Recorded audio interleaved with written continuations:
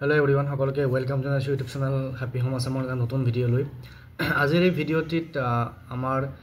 যি post graduate টিচাৰৰ recruitment process আছে বা টেটকাম ৰিক্ৰুটমেন্ট টেষ্টৰ আন্ডাৰত যি পিজিটিৰ কাৰণে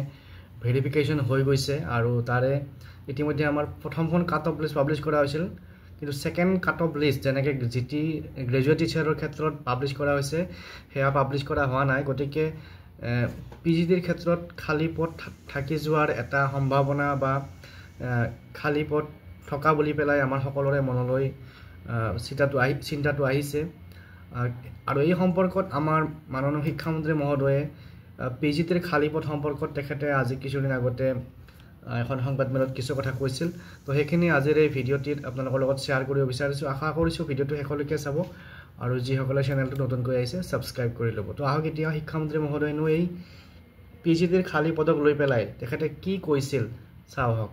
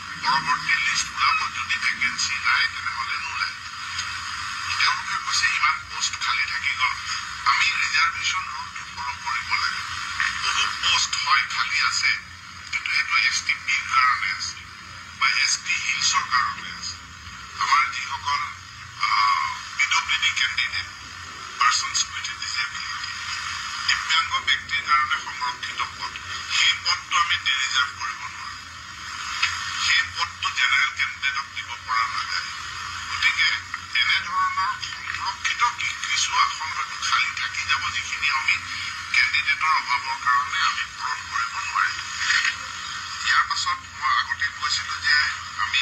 ইনষ্টিটিউচনক এবাৰ আমি